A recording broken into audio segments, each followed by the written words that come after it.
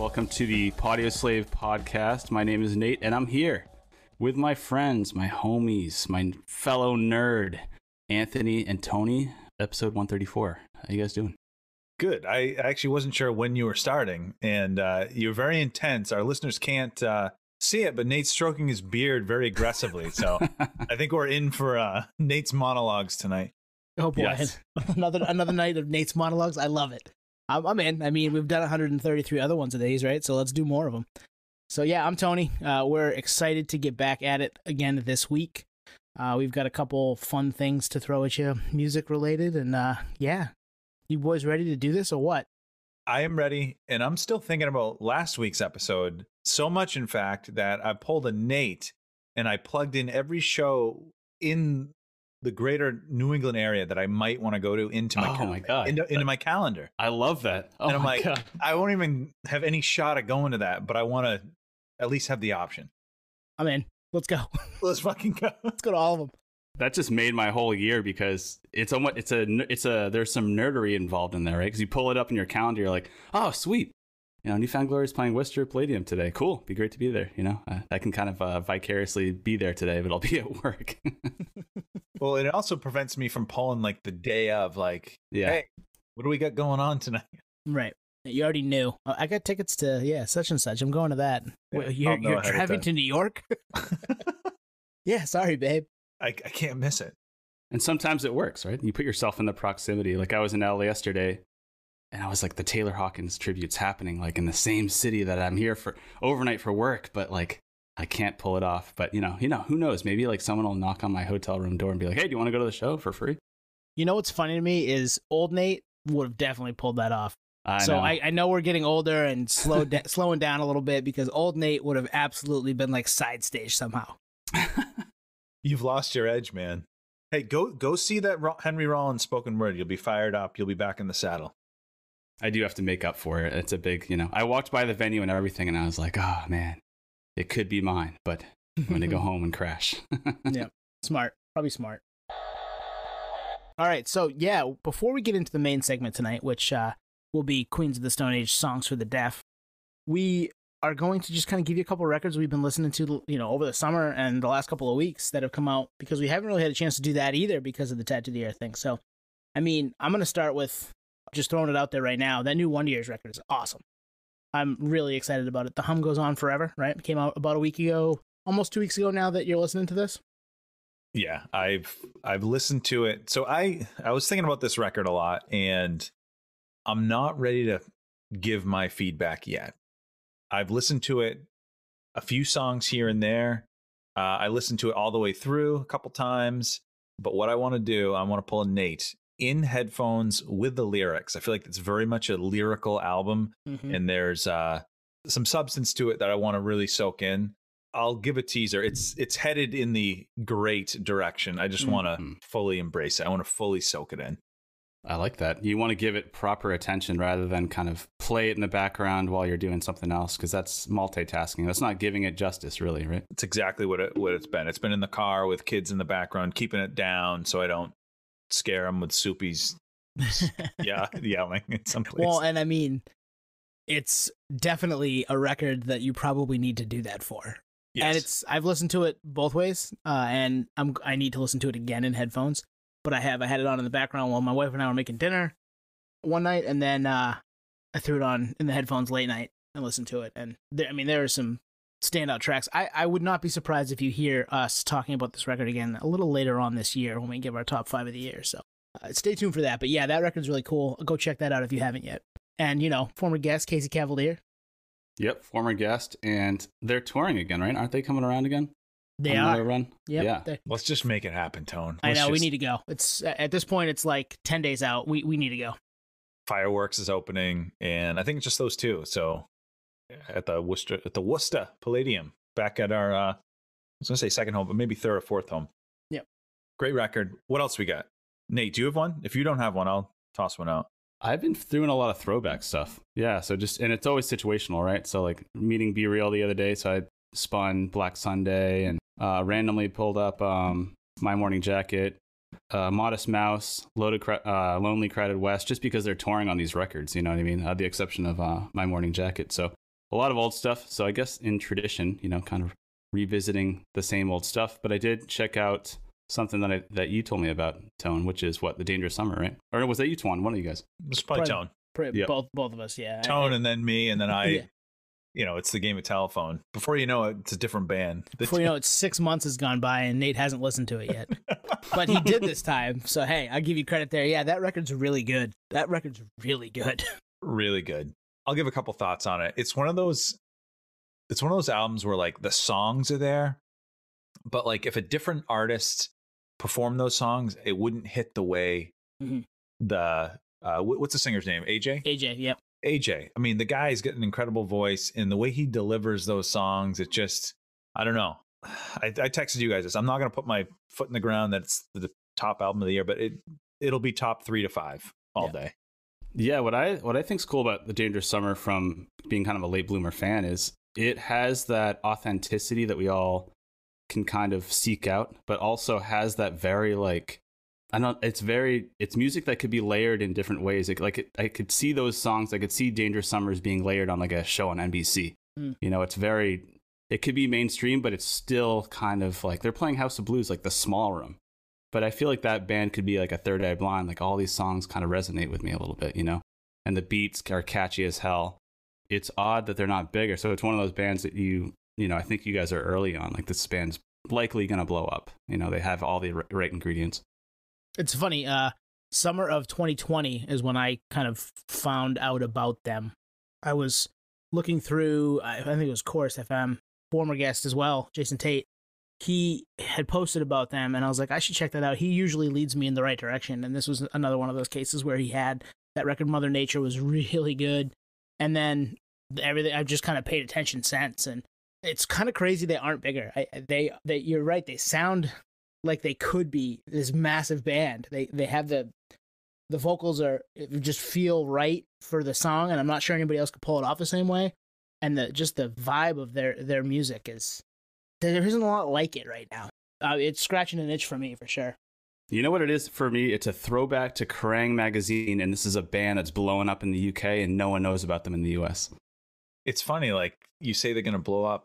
They've been in the game for like 15 years. Yeah, they've been around a while. And I think, I'll be honest with you, I think if they wanted to, they could be pop, a big pop act. But I think they just probably wanted to stay true to the music that they started from the jump.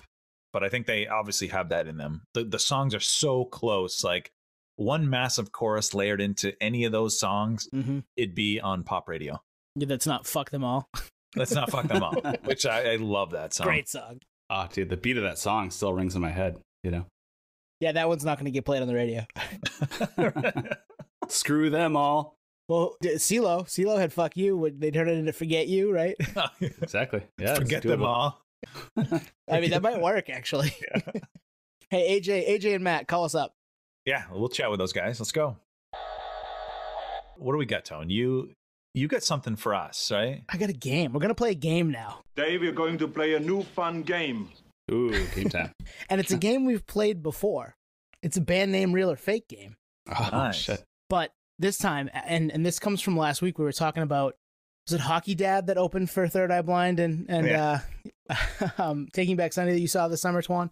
Oh, so I thought, let's do a sports edition of band name, real or fake. Hey, did you take my advice and go to any of those bands on Spotify and then go down that rabbit hole? There is that, yeah. Because it's fun. It's fun. Yeah, there's that. And then, I mean, a couple Google searches, ones that I knew off the top of my head. Yeah, there's a couple. And there are a few that we just won't do because we know them. And like Pearl Jam is technically, they were Mookie Blaylock. Like there's stuff like that, but we're not going to do that. Yeah. We'll stick with probably ones that I'm hoping you guys don't know yet because you can tell me they're fake. If I know it, I'll let Nate guess first. All right. All right, let's start it off here. We ready? Yeah. Band name, real or fake? Darts. Real. My guess is real. That is real. Yes, that is a real Darts. band. Yeah. I was a little surprised. And there's a few that are just like the name of a sport. Like American football, which I won't bring up, but because we've all heard of them. But yeah, Darts, real band name. All right. I feel like they would be in the I would say 60% leaning towards run for cover, 40% to pitchfork, like in that world. I think a lot of these are in that kind of vein.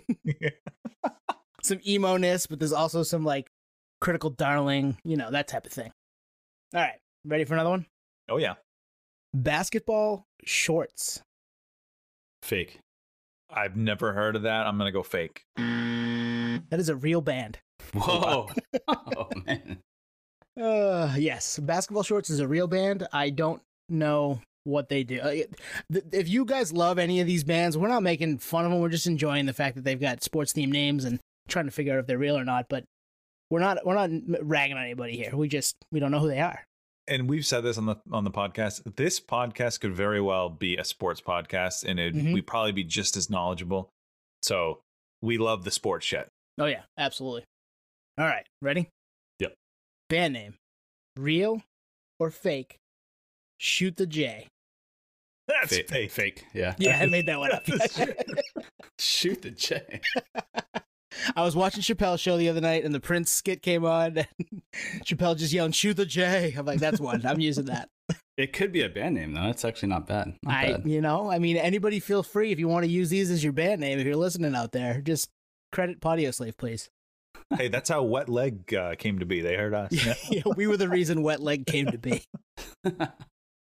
Low-key, not bad too. Wet Leg is actually pretty talented. Right.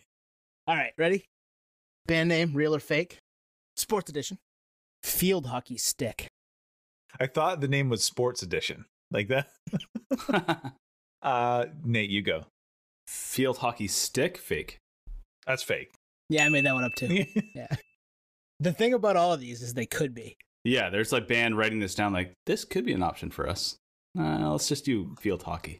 The trouble with some of these band names is like if you make merch, people don't know if it's a band or if it's just like an Urban Outfitters retro thing, Good point. That's a good point.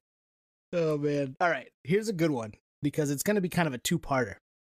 Sports, just the word sports, and also sports with a period after it. Which one's real? Which one's fake? Are they both real? Are they both fake? You guys tell me. Sports fake. Sports of the period real. So here's where I'm at. I feel like I've seen this. But for there to be a sports period implies that there's probably originally a sports. So they're both real. They're both real. Oh my god. I was like, really? You couldn't come up with like another type of you had to put a period and just go with it? So if this pod thing doesn't work out, we're gonna do sports ... Yes, exactly. I'm in. Sportioslave. Sportioslave. That was Sportoslave. Those work. I mean, it's so hard to get some of these named that Disturbed the band. Their website is disturbed1.com. So right. Slipknot 1. Yeah. Oh, is it Slipknot 1? Yeah. What about Podio Sport? That could work. Yeah, that could work.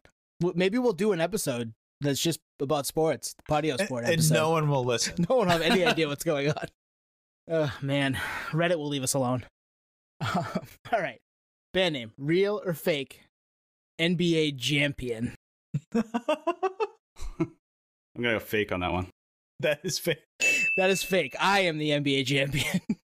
But way back in high school, we had a Saturday night that we were hanging out at Twan's house, and I don't know, it was 3 or 4 of us hanging out, and we played a bunch of NBA Jam, and I ended up winning. So I'm the NBA champion. So is there like a statute of limitations? Like, I know I'm probably not in anymore. That was 20 some odd years ago, but it's like when patents run out. Like, yeah, a lot of the old cartoon characters. I think like Felix the Cat. He's fair game now because it's been so long. So you're not the NBA champion. Is where I'm going with this. No, but I will put myself. Give me like a week on the old school Sega just to get playing it again, and I will put myself up there against anybody. I'm in. Let's go. Juice mode or no juice mode? Dealer's choice. Wow. I think we should pump this up. Is it the shoes?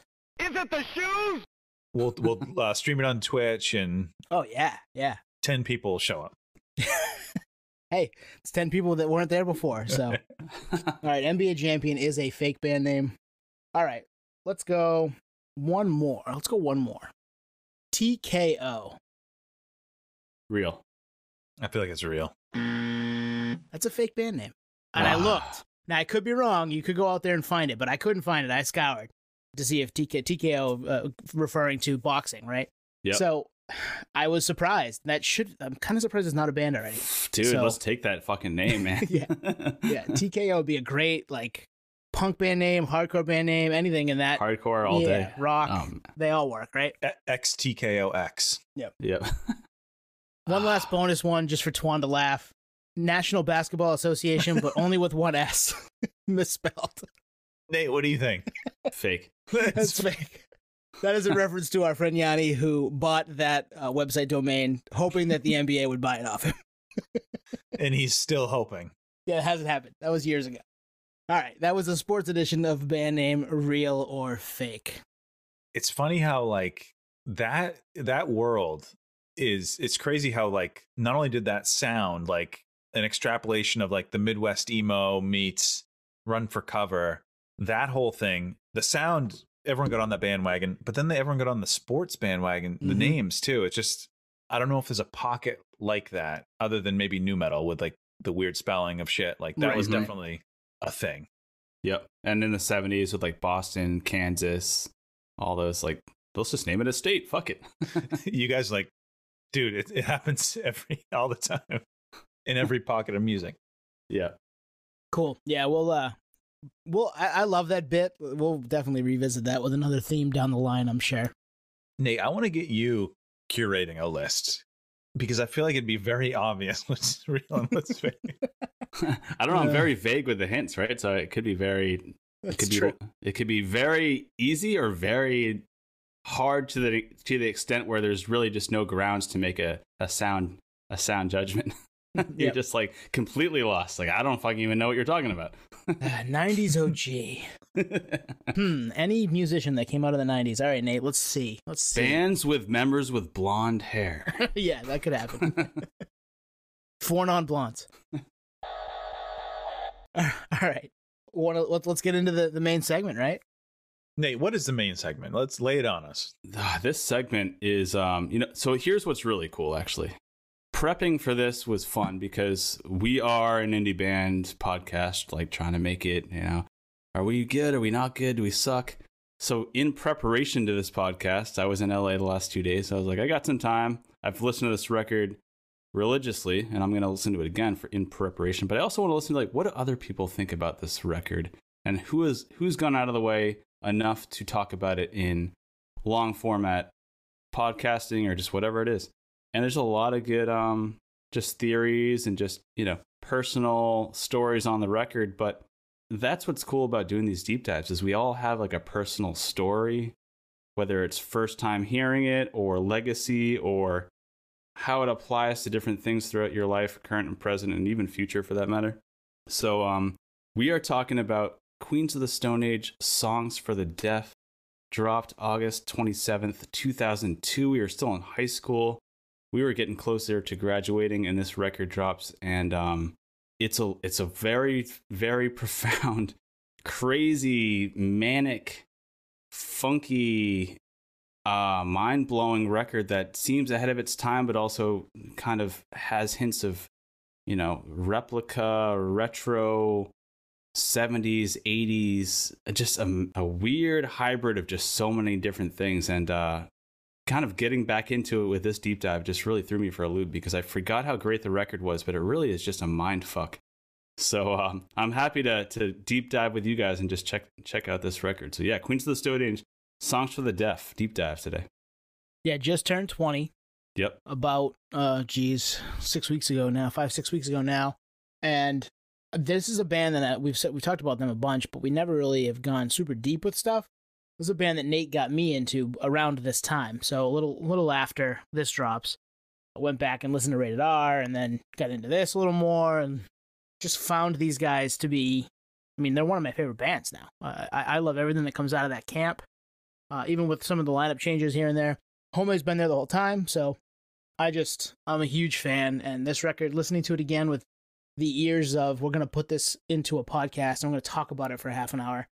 It was fun to find little things that I hadn't thought about in the past and look up stories about different songs and how it was made. And it was eye-opening in that way. And it doesn't happen it doesn't happen a lot when you're listening to music that you've been listening to for 20 years that you find something new about it. But this, I found a couple things that were like, I didn't know that. That's pretty badass. So excited to talk about it with you guys for sure. Yeah, no, I'm excited. And Nate, you nailed it with everyone has their own unique story.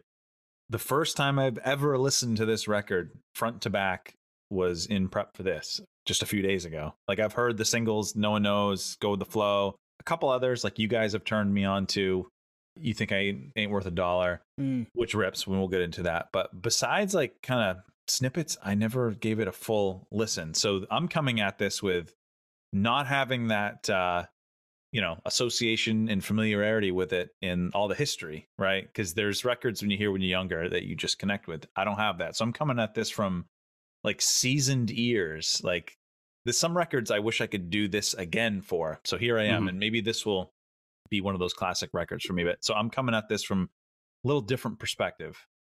I love that too, because I wish that I had that because it's so... Exactly. That's my point. Yeah. It's so valuable. It's like being huge into just crime movies and series and then just like discovering The Godfather for the first time. You're like, oh, well, this is kind of like the cream of the crop. So like Queens of the Stone Age Songs for the Deaf is basically the cream of the crop for this style of music. And I don't even think they knew that when they were making this record. So, and here we are 20 years later. You're checking it out. We've kind of lived it during, after, and continue to revisit it. The band at the time was just playing small clubs, like, 800, 900 cap clubs. And it fits the theme of the music, and we'll get into that as well. But at the same time, when you're listening to this record, you're like, well, this is fucking stadium rock. So it's like this weird, like I said earlier, mind fuck, because it's such a weird dynamic of like, this music should be giant, but this music should also be played in like a jazz club in Paris and like 2 a.m, So along with some of the random death metal that you see at a club where everyone's about to get punched in the face. Yep. So yeah, it's a record that at the time the band was born out of Caius, right? That was the band prior to Queens of the Stone Age that Josh Homme fronted and was in, and to hear them kind of try to get away from Caius, but also still be, you can tell they came from there. Like if you listen to Caius records, like you're gonna hear Queens of the Stone Age vibes, and it's all kind of desert stoner rock, right? Yeah. And this record is that ride through the desert from LA to Joshua Tree. That's what they wanted it to be. It's not quite long enough. I looked at how long it is. What's it, Nate? Like an hour and a half, 2 hours to get there from LA, roughly? Yeah. This is a little over an hour. And so I guess listen to it twice, right? But it's like flipping through the radio and finding different things on your way out there. And like you can kind of tell as the record goes on, you're getting further and further away from civilization, and there's less out there and there's less on. And it definitely captures that vibe. And I've never done the drive, so I'm going to ask you, Nate, does it capture that vibe? Because you've done it. That's so interesting you put it that way, because as you were saying that, I'm like, I have actually never thought about this record in that kind of perspective. But it is a weird drive, depending on where you're entering the desert from. Like obviously I'm down in San Diego, so I'm not entering from, let's call it West Hollywood. So that's like a giant city, and then going into this, and it kind of like depletes into obsolete, right? So at first you're a city, then it kind of like, there's less buildings, and then there's kind of like countryside, and then before you know it, you're out in the desert, which is the cool thing about California, because you're like ocean, mountains, before you know it, you're in this full-on desert. So it's pretty unique experience in that regard. But from San Diego, you're entering a different side. But I've never heard this record in that context, and I'd say that's probably accurate to an extent. I mean, it depends. I'd have to almost go in with that vision. And I actually know what's funny is I've played this record on trips to the desert multiple times just to feel that vibe, almost in a ultimate geek squared moment. Like, and entering Joshua Tree National Park and seeing it, the park rangers seeing a Queens of the Stone Age sticker on my car and being like, oh, those guys roll in here literally like all the time. And I just being like, makes sense, Yep. This is their backyard. So I'd say yes and no. Because I've done it, but every time, like you said, the record's so short before you get to the desert, it's already over. Yeah, you gotta listen to it twice. Listen to it backwards. Listen to it backwards. Yeah. This has that vibe for sure. Yeah. Yeah. Yep. Little fear and loathing vibe on the return. Well, I've done that drive, the Vegas to California and then back years ago, and that's a vibe too. That drive is crazy. Yeah. So me coming at this with kind of fresh ears, not fresh eyes, because the visuals are, well, we'll probably get into the visuals too, but those are next level. I knew about the whole concept, so I'm thinking of that. So Nate, you're saying you haven't consciously thought of that over the last 20 years. Me, I'm going into that thinking, does this paint the picture for me? And I think it does brilliantly. Like I'm like, I actually thought of like movies that I've seen where like, okay, this would fit perfect. And they're those desert, late at night drive, desert drive type of thing. So I can picture those scenes in my head. But a question for you guys, and I know it fits with the whole theme. Does the radio station DJ commentary take away from anything, or does it enhance the experience? I think it enhances it just because, so it dropped in 2002, so terrestrial radio is still pretty relevant at the time, right? So listening to this record retroactively is another kind of interesting case study, because radio, I mean, I can't remember the last time I turned on the radio, to be honest. And I hate to say that, we have friends in the industry and whatnot, but it's just a different time, right? So it is what it is. But what I see about the whole radio element is really, that's what drives this record to be a truly concept record, But it also, no matter what, gives you the opportunity to listen to this record from front to back because of that kind of interlude layer. So I love it. At first, I don't even know what I thought of it. I just thought, like, this is so weird. This record is so weird, and these radio things, and especially when you're actually getting in your car and starting it, and it's like you're starting a car. That's probably the coolest thing about this record, is if you actually do listen to the record front to back, getting in your car, no distractions. I'm just going to experience this record like a fucking movie. Like you said, some of the movie context is actually very strong. So I think it adds to it, but this is coming from listening to this record timelessly and just thinking, oh yeah, I mean, now I get it. Like there was an idea. Josh had an idea and is like, I want to do it like you're on, like you said, a road trip tone. And this is me driving, flipping through the stations and just, zoning out to whatever's on the radio. Yeah. Well, and it does that. I think it does tie everything together for a record that isn't necessarily tied together by its songs. If you listen to the songs, totally, they're all over the map, right? Like you get the heavy stuff with Oliveri singing, you get the kind of subdued stuff with Lanegan, and then you get the straight up maybe typical Queens of the Stone Age type songs with Home singing them. So it's a different vibe from song to song. And this is the kind of through line, like you're out in the car driving through the desert, and you're trying to find something to listen to. And in between you get Kip Casper from KLON Radio or whatever, Clone Radio. I have that sticker on this book that all my notes are in right now. I'll take a picture of that for the socials. But I bought those stickers when this happened because when they went on sale, because I was like, I love this stuff.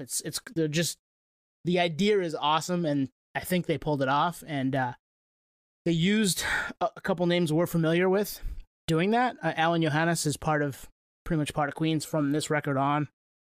Geordie White, Jesse Hughes, who's the preacher and the going into God is in the Radio. Casey Chaos, who we talked with Shannon Larkin during Tattoo the Earth. He was in bands with Casey Chaos. Amen, right? That's the band he was in with him. So yeah, and then Dave Ketching, who runs the studio, right? The Rancho de la Luna out in the desert, that a lot of the desert session stuff has been done at, and Queens of the Stone Age Records and other things too. So they use their friends, which we would do too. And it's a through line for a record that is, I think if you just put it out, is awesome, but the through line helps it. Exactly. That's actually exactly why I brought all this up, which is my first listen, I'm like, I'm ready for the next fucking song. Like, let's go. Like, what are we doing? And then after finishing it and truly understanding like the whole theme and concept and the vision, I'm like, no, that has to be in there. Mm-hmm. It has to be.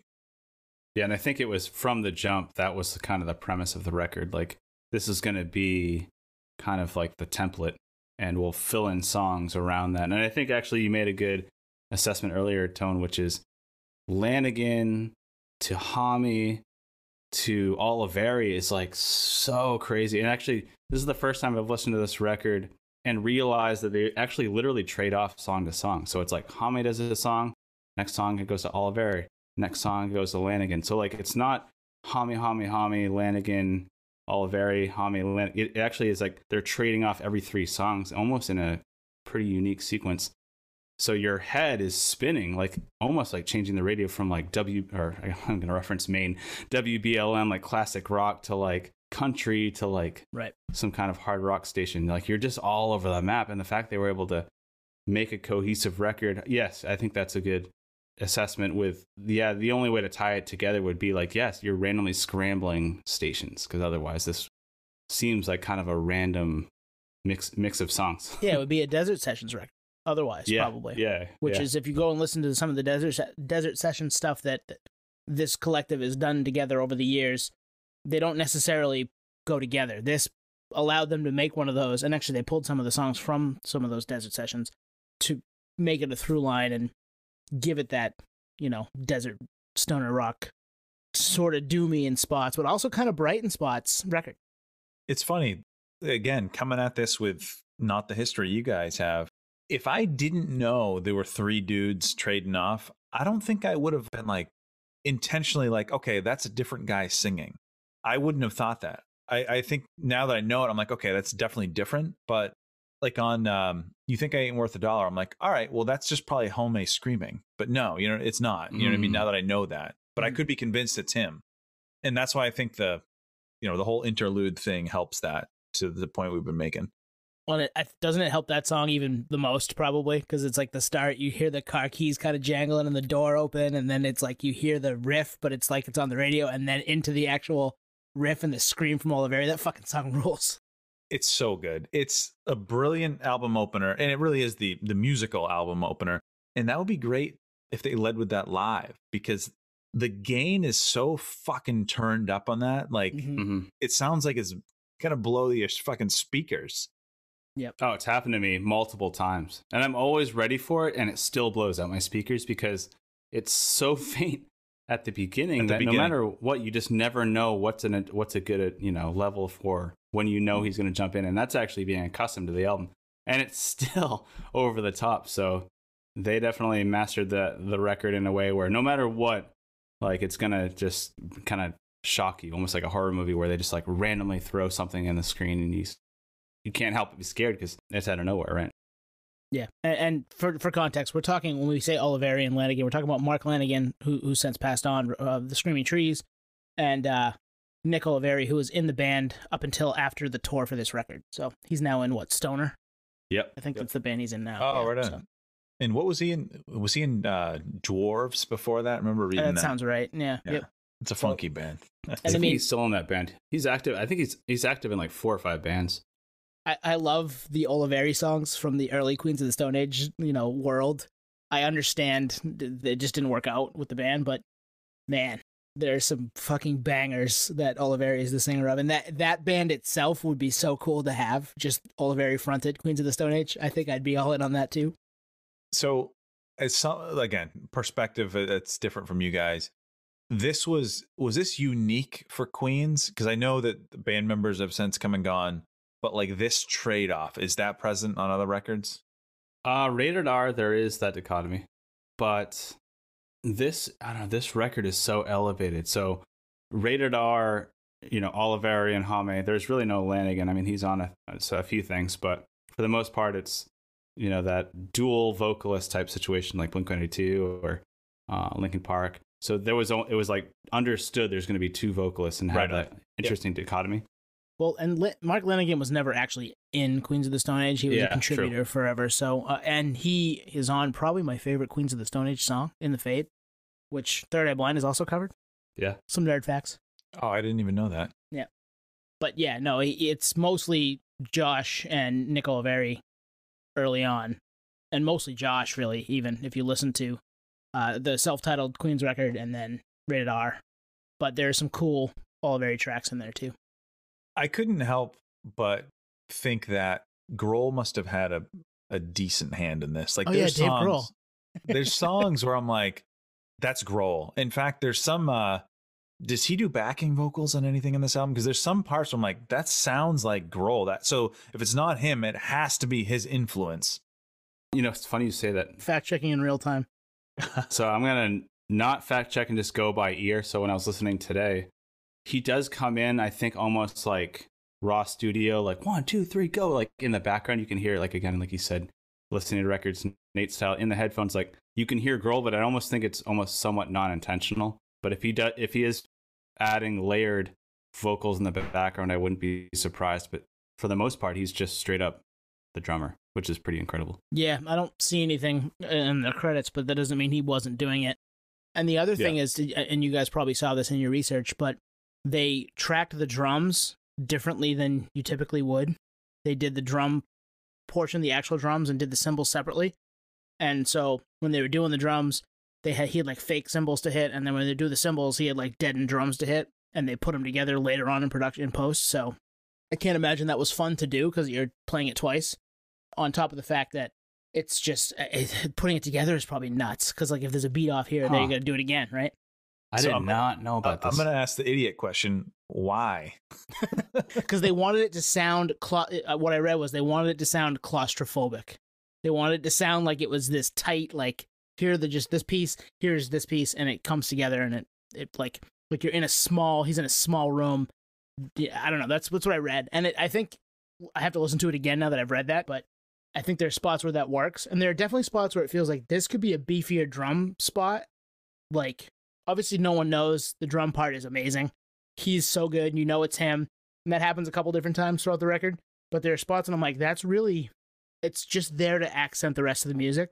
And it could be beefier, and sometimes I kind of wish it was. Especially with Grohl. Yeah.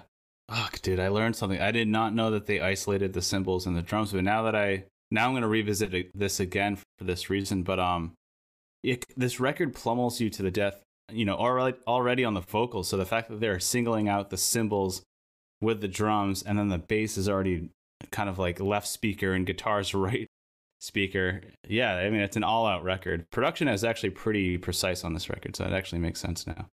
Well, that makes me think of like, when I was thinking of this, there were a couple themes that were very present for me. One is like, this is a musician's musician album. Like, this is this is, the inner Nate, this is a band's band type of thing. So there's that piece of it. Clearly, listen to it, you'll figure it out very quickly. And then the other kind of theme I thought of was, this is coming from musicians. Like this album could not have come from a young band or a new band or a band's first release. Like there's just too much confidence, and there's too much, I'm going to say, nuance. Like what you just said, like right speaker, left speaker, isolated this, isolated that. Like that's veteran shit. That's not, Yeah. Right. Kids in their garage, that's seasoned vets. Totally. And it's apparent they played music together. It's apparent they played music at all, more so than any other record. You still get some of that kind of, there are spots where there's a little bit of that grunginess to them, but it's way cleaner than, it's all there for a reason. Every note is where it's supposed to be for a reason on this record. And there are other Queen's releases that are not like that. And, that's fine too. I like that stuff too. But this one, every piece, every ounce was measured and put where it was supposed to be. Exactly. That's like that's exactly kind of what I was getting at, which is the nuances are so intentional that you're like, well, shit, that's how it should be, Mm-hmm. Yep. Mm-hmm. Wow. It's the fact that you gave this a deep dive for this episode adds such amazing context, because it's so true. Like, you couldn't put this record together without that kind of layer of perfectionism, but it's still like the band was so small. So it's like Steve Jobs and Elon Musk writing like a textbook, but like you find it in the back of the library, and like it just happens to be the best of the best in terms of like engineering and like product development. But it's not being pushed. It was on radio, right? It was a mainstream record, but it wasn't like viable to what mainstream radio was. But if you are a musician, like you'll seek this out because Mark Lanegan, maybe from Screaming Trees from like the early 90s, and you're like, oh, well, I'll check this out too. And boom, oh, Dave Grohl's on the record? I know he's from Nirvana. And I'm speaking of maybe listening to this record third party, like almost like I don't even listen to the radio, I don't know what's going on, but I do like Mark Lanegan, so let's check out this textbook back of the library and check out Songs for the Deaf randomly. Right. And just see this masterful way of putting together a record that has really no way to make it to radio, and it still did, but really only on one song for the most part.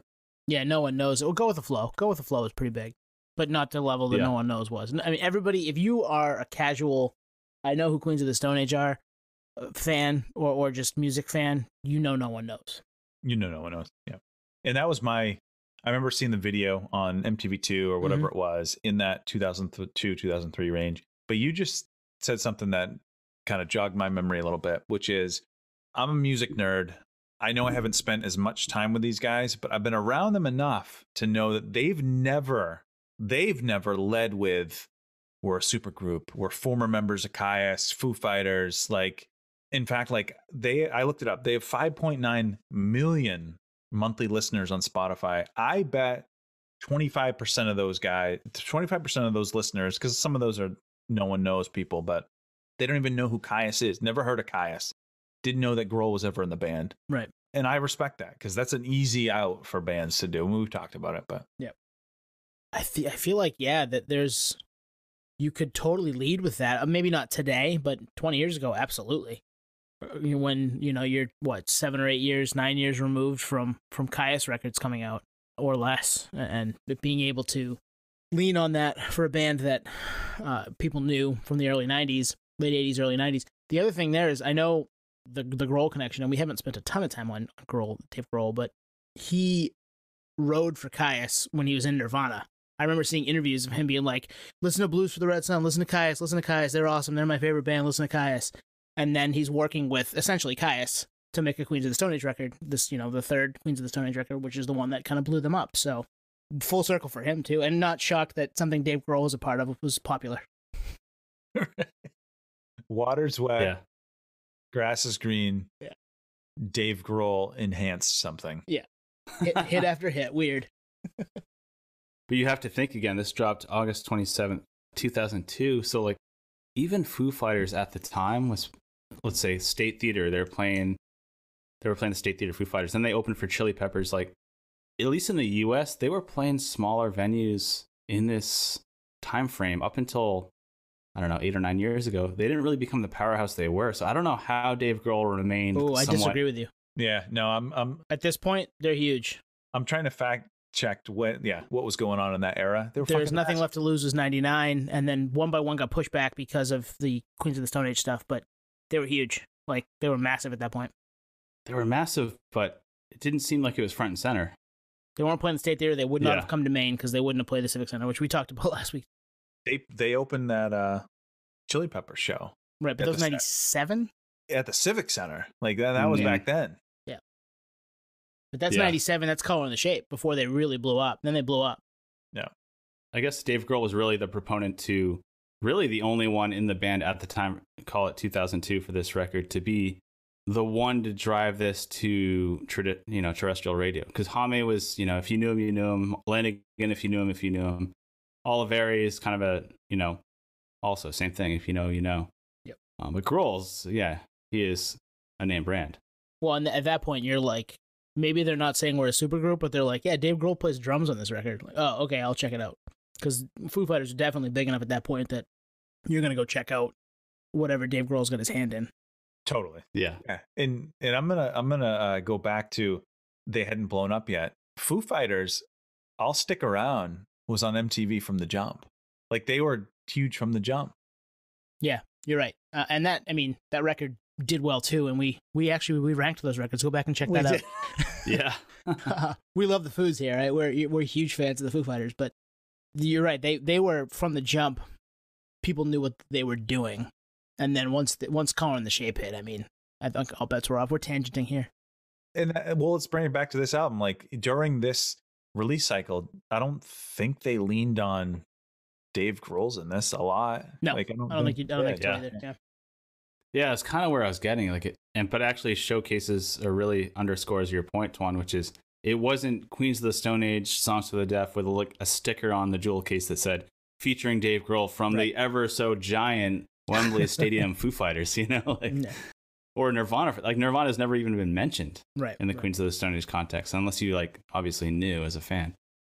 And this was 10 years removed from Nirvana. That's not right. Think 10 years back from now. It's not a long time ago, but anyway, I think he crushes on this album, and this was the only record he was drumming on, or he toured with him too for this, the original tour for this record, but then that was it, because then got back into obviously making Foo Fighters records and dominating the rock world. So, all right, we haven't really done like tracks we like the most, key tracks, whatever. Let's do that. Let's toss that out there. Twan, you're the newbie to the record. What were the ones that stood out to you? I get a few. I'm gonna start with one, and I'll just kind of lead into it. You know how there's those songs you hear when it's like going along, and then like it goes left of center or right of center, and you're like, I didn't expect that, but I loved that. First It Giveth, at the 1:30 mark, there's like this ELO vibe for 10 seconds. We can hear the strumming. Da da da da da. I don't know if you guys can. There's probably a bad a bad version of it, but go to like the 128, 129, 130 mark, and you're like, am I in the Astrosphere at Funtown in South? Yes. This is a vibe. That's for those main Funtown heads right there. Yeah, there's a ride at a local amusement park that they had ELO's Fire on High. Fire on High. Yeah. And, you know, when you're like 10, you're like, this is trippy music. And then you grow up, you're like, oh, yeah, okay, that's awesome. Fire on High is awesome. Yeah. ELO is badass. We love ELO. No, that's a good call. And that song was I think it's Lynn. No, that's Home. It's That's and, Home, and okay. it like kind of starts with that kind of bass line, right? Like right into it. Mm-hmm. And it's just like it's unrelenting. It's and then it has that kind of left turn. That's a great call. That's a good. I didn't think you were gonna pull that one. Nice. It's almost like we getting back to the point of like it's so intentional that like it's not an accident that what I just listened to happened, because it was weird, but I love it. You know. Mm-hmm. Yeah.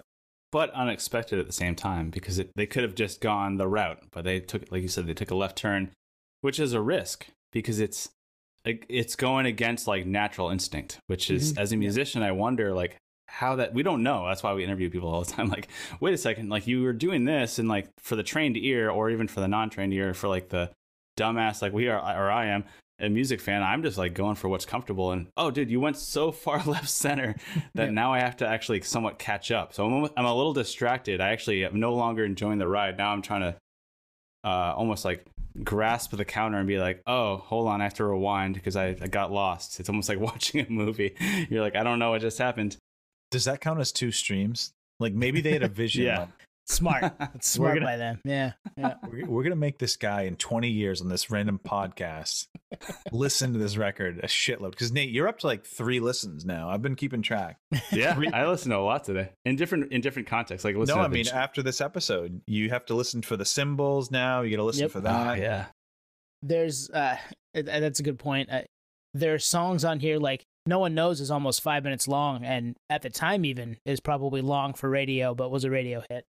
So pretty crazy that they did take those calculated risks where it sounds really good and they make all the notes are put where they're supposed to, like we said, but it's also their chances taken. You know what I mean? Like that, what you just said about First It Giveth, and listen to the end of the back half of God Is in the Radio.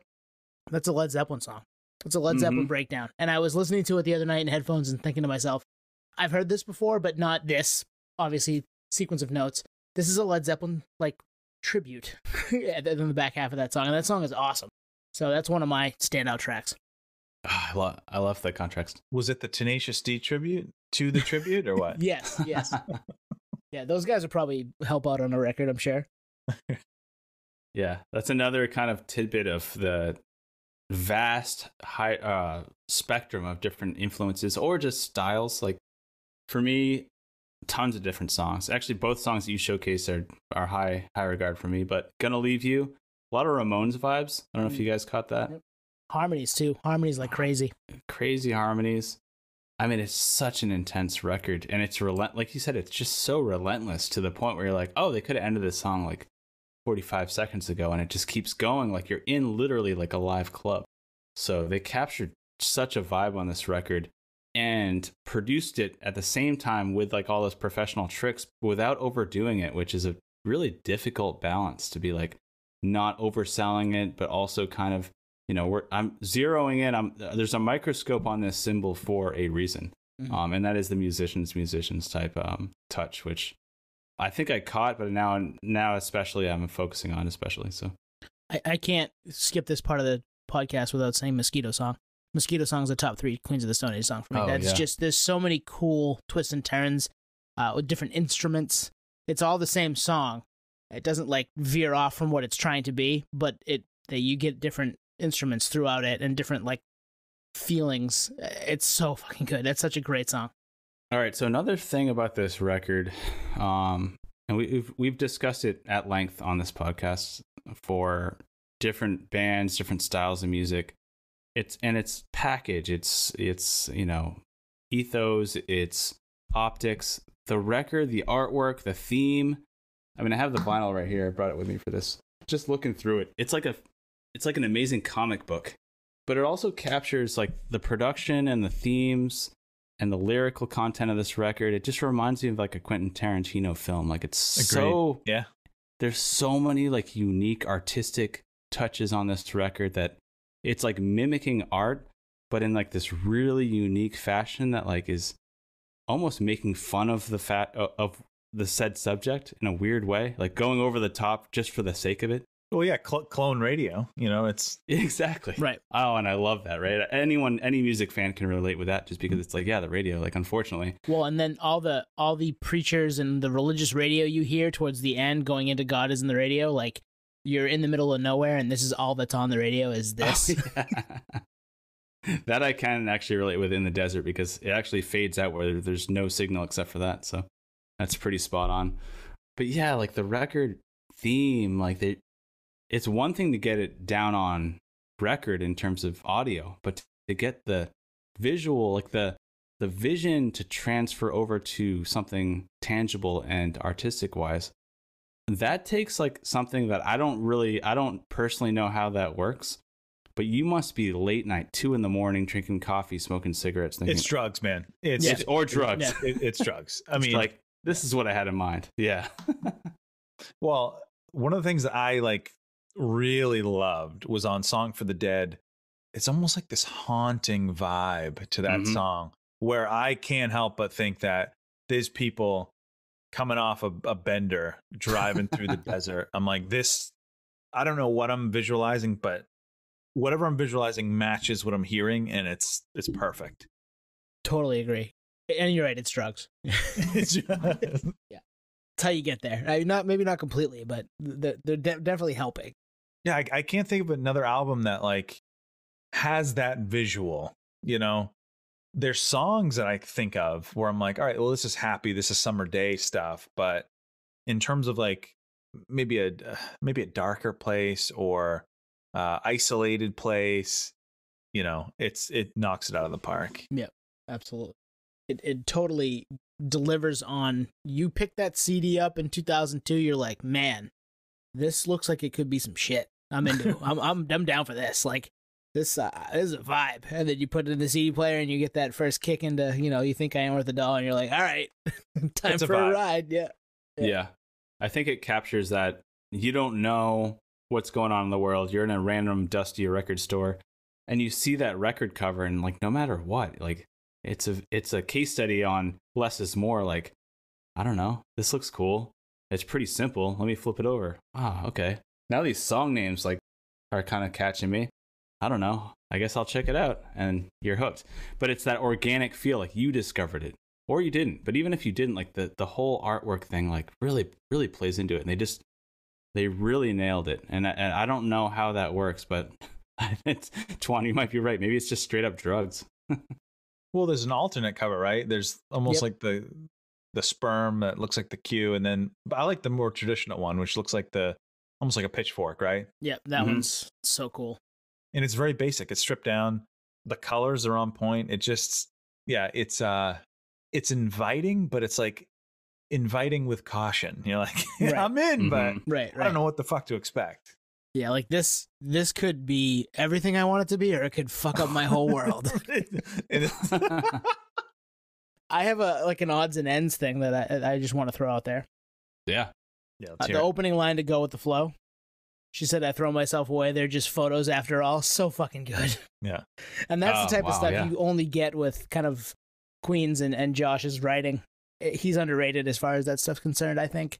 There are lines like that throughout that song. There are lines like that throughout this record and other Queens of the Stone Age records. So But I just love that. She said I'll throw myself away, and then kind of a break. They're just photos after all. Like, oh, okay, that's what you're throwing away. I thought you were doing something worse. Like, it's on the edge, you know? Like, it's so fucking smart. And once that other shoe drops, you're like, all right, now I get it.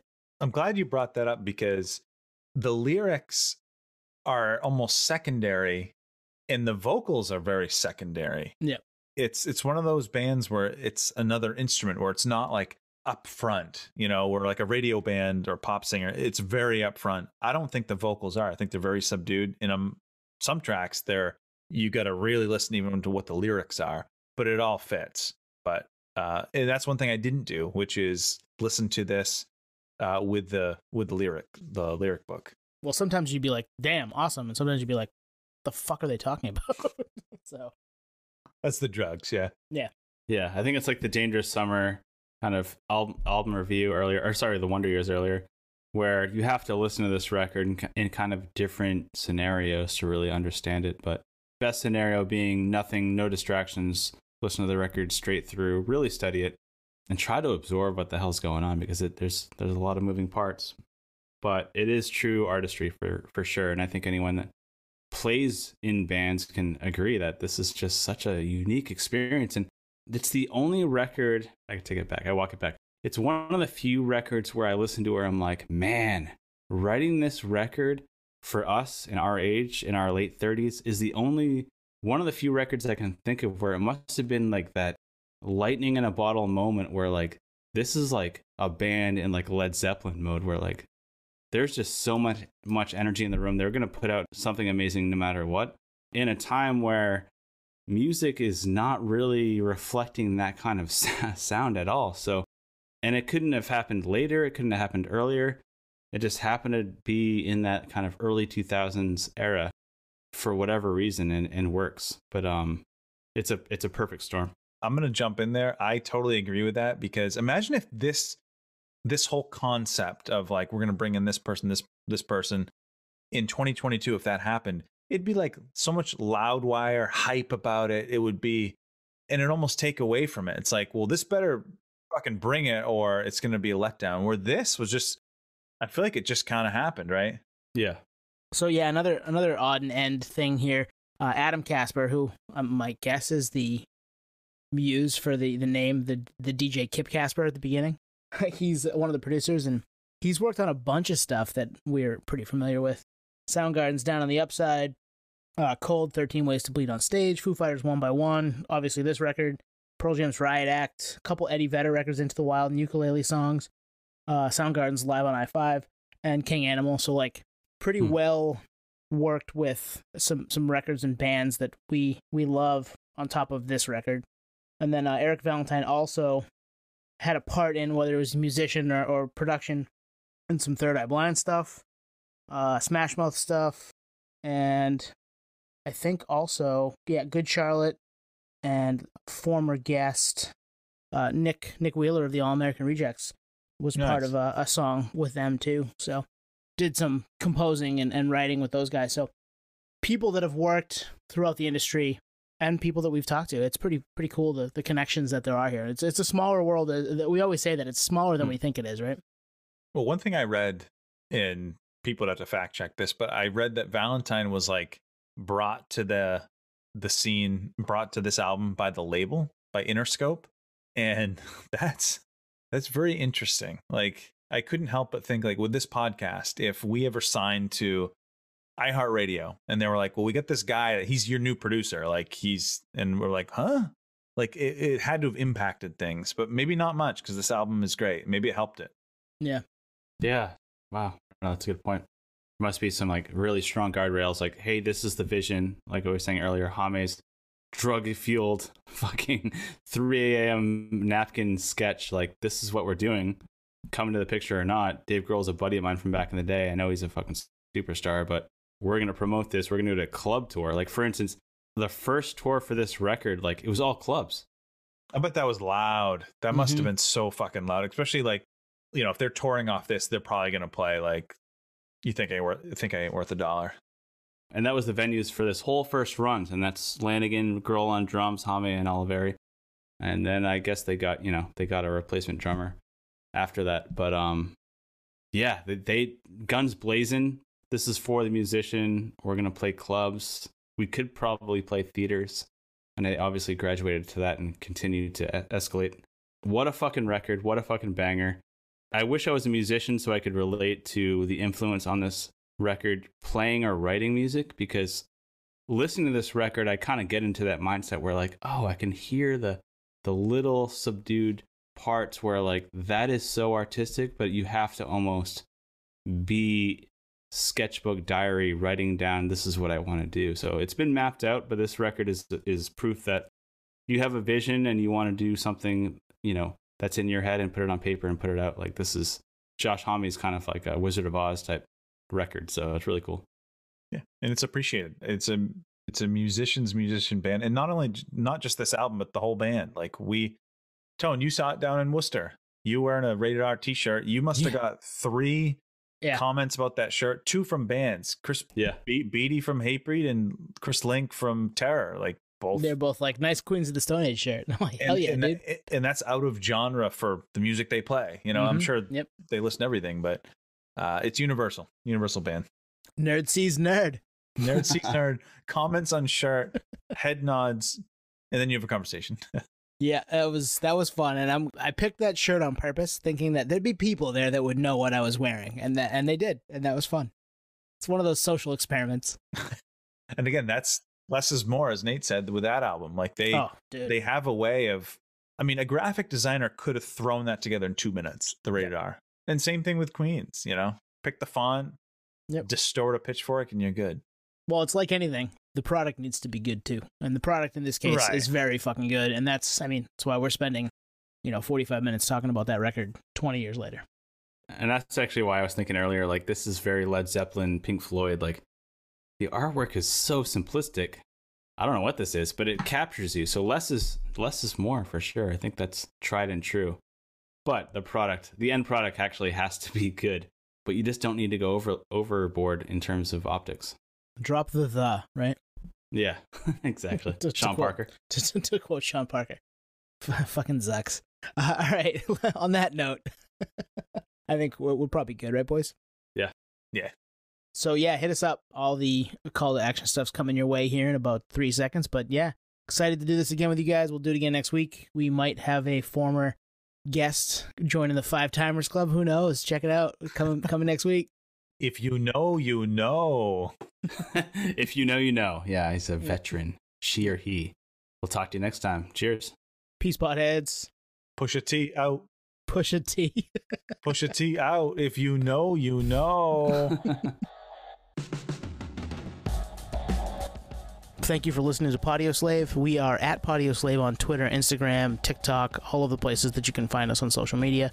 Facebook, Podioslave Podcast. YouTube, Podioslave Podcast there. Email us at podioslavepodcast@gmail.com. And hey, if you want to become a supporter, click on the link at the bottom of the episode and give us $1, give us $5. It keeps the lights on, keeps us going. We really appreciate that stuff. Thank you. You're recording, right? Did I accept? Oh, I don't even know. You must have.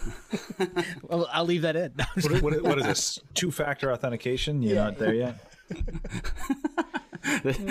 You should totally keep this.